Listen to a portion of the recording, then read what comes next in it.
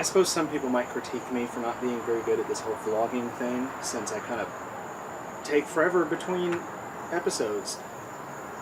I like to think of it as I'm not wasting your time with fluff and only actually reporting something when I have something to report.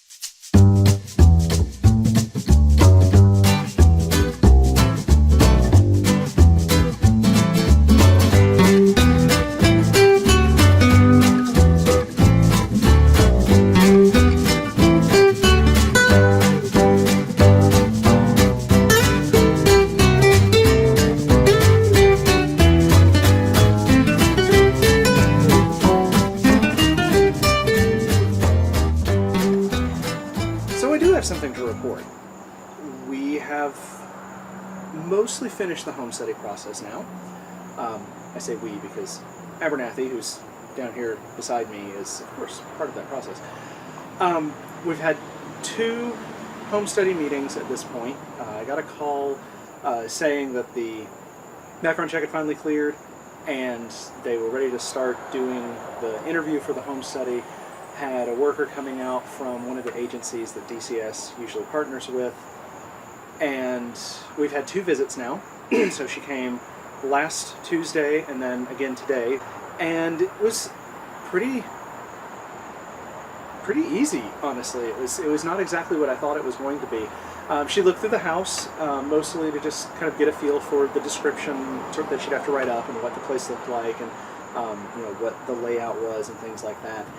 And then we spent most of the time, probably an hour each session, just talking about my past background, my current life, relationships with family members, significant romantic relationships, activities I like to do. I mean, it kind of covered the gamut. I'd been told it was going to be a lot of very personal kinds of questions, and sure, many of them were, but they were not nearly the level of deep, intimate, personal that I kind of thought they were going to be. So maybe that was a good thing. I was prepared for something way up here, and it was really more like here, and so it felt a lot better than it probably might have if I wasn't prepared for some of those questions.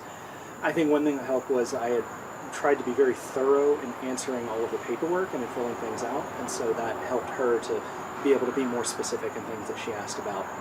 I guess in the spirit of this vlog series being in partly as a resource for others who might be in a similar set of circumstances looking at fostering or adopting, just to kind of give you an idea of what to expect with that. So as I said, she did ask about family relationships, romantic relationships, a bit on medical history, so being able to talk about surgeries I've had and things like that.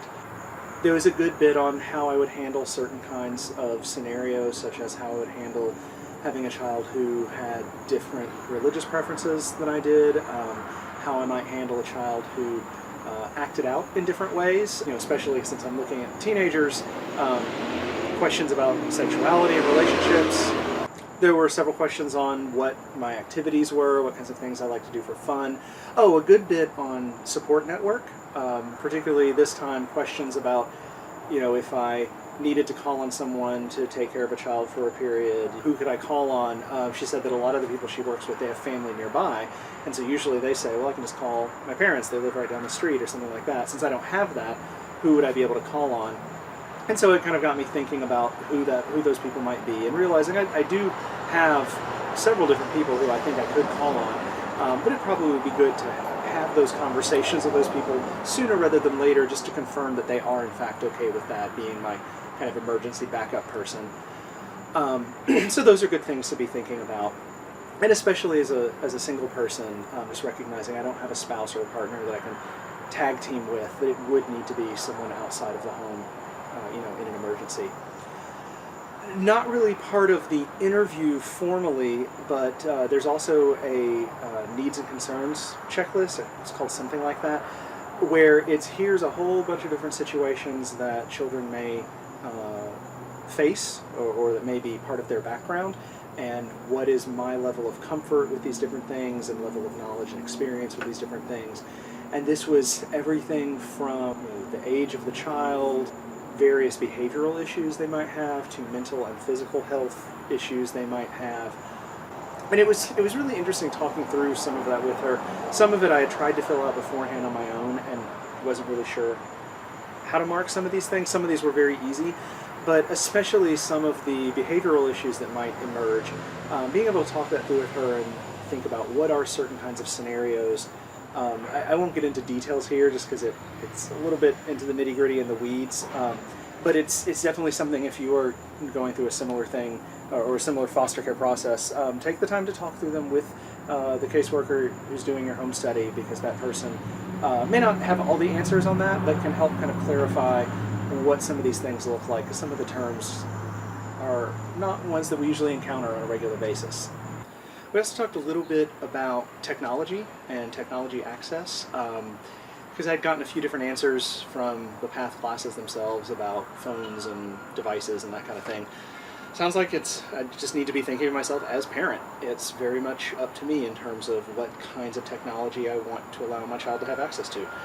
So what I'm kind of thinking about right now is finding a fairly simple phone, not a smartphone, just something very simple and cheap that I could easily add onto my plan if need be, just to have, call and text capabilities, and look into finding a cheap tablet or a cheap laptop so that the kid would be able to, do homework and projects and at least have some internet access without having to use my computer. So those are things that I'm going to start looking into just to find fairly cheap options to work with.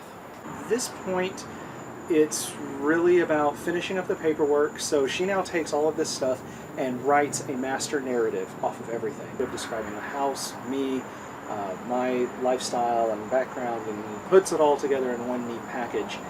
And then she sends it off to someone else in the office to review it and edit it and that sort of thing. And then once it's approved there or confirmed there, it gets sent off to Nashville for final approval. The timeline is a little bit different than I expected. I initially thought it would be October 5th because they had said in the PATH classes that state law requires things to be submitted and approved by 90 days from the last PATH class.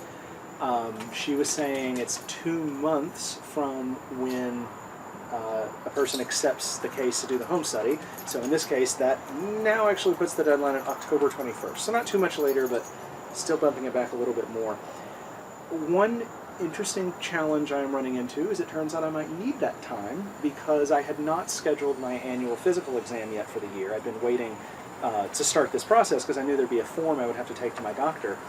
So once we did the first interview last week, I called my doctor to schedule a time and was told that the earliest available was the end of October.